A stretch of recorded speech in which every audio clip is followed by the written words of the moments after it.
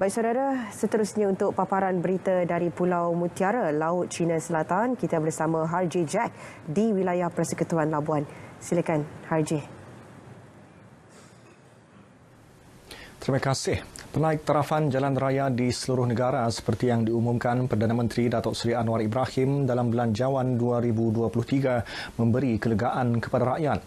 Penduduk Labuan menyambut baik perkara itu demi keselamatan dan kesejahteraan masyarakat setempat. Kamarudin Abdullah ada laporannya. Menerusi Belanjawan 2023, sejumlah 1.5 bilion ringgit disediakan bagi menaik taraf dan membina baharu jalan perhubungan desa dan jalan-jalan luar bandar. Peruntukan 2.7 bilion ringgit pula disediakan bagi menyelenggara dan menaik taraf jalan persekutuan.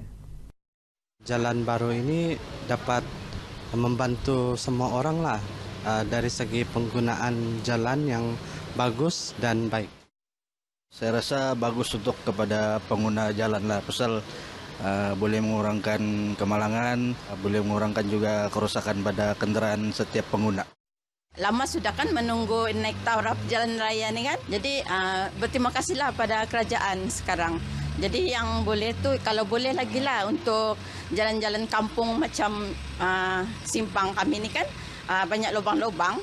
Itulah kalau boleh ada peruntukan lagi untuk perbaiki lah. Saya berharap agar jalan raya di Labuan ni akan lebih ditambah baik, lebih banyak kawasan yang diperbaikilah jalan mana-mana yang ada lubang tu. Ini pentinglah untuk keselamatan pengguna jalan raya.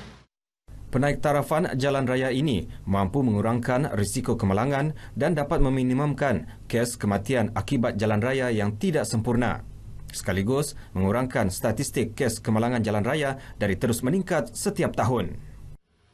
Usaha menaik taraf jalan raya amat memberi kebaikan dan antara perkara penting yang diberi perhatian pihak kerajaan.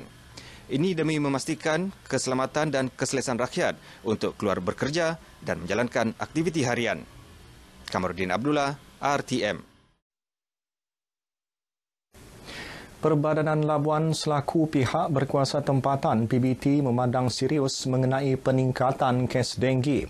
Ini susulan laporan peningkatan kes tersebut membabitkan dua kawasan skim penempatan masyarakat pelarian SPMP, Kian Sam dan Muslim.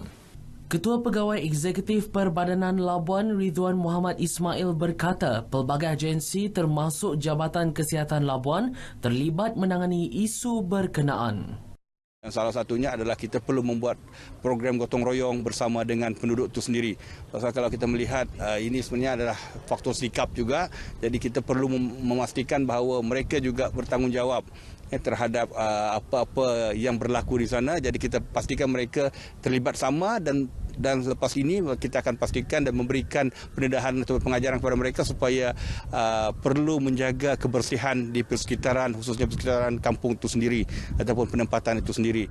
Tambah beliau pihaknya akan menyediakan peralatan logistik pada program gotong royong perdana itu nanti dan orang ramai diseru untuk sama-sama menjayakan program berkenaan.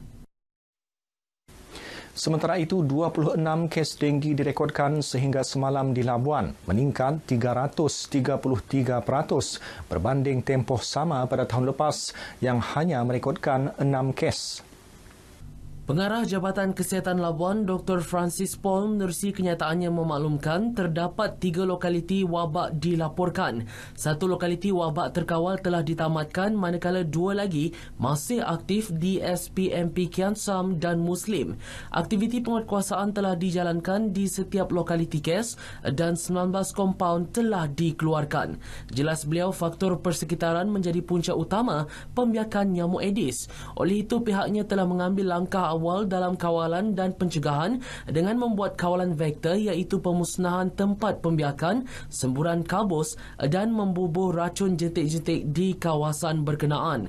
Selain itu, Jabatan Kesihatan juga memperkasa peranan kombi mendekati masyarakat melalui media sosial dan juga berkolaborasi dengan Perbadanan Labuan, Majlis Keselamatan Negara serta agensi-agensi yang lain bekerjasama membanteras denggi. Kerja-kerja menaik taraf dataran Labuan yang dilaksanakan sejak 2021 kini telah siap dan diserahkan kepada Perbadanan Labuan. Ketua Pegawai Eksekutif Perbadanan Labuan Ridwan Muhammad Ismail berkata, projek dengan anggaran lebih 2.3 juta ringgit itu sepatutnya siap pada tahun lepas namun tertangguh akibat pandemik COVID-19. Dataran Labuan yang kini berwajah baru dengan beberapa penambahbaikan seperti keluasan tapak pentas dan tempat untuk beriadah telah pun dibuka dan boleh dikunjungi orang ramai. Yang mana komponen-komponen projeknya seperti yang kita saksikan di sini, yang pertamanya adalah dari segi pencahayaan.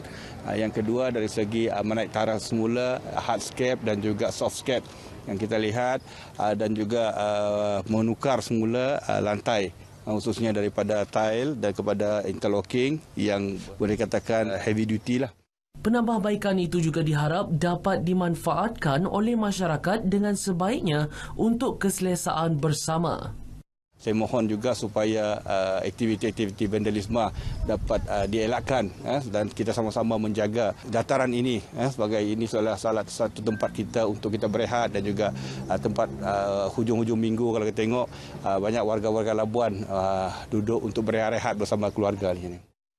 Pihaknya juga dalam perancangan untuk menaik taraf astaka di dataran tersebut dalam masa terdekat untuk fasa kedua.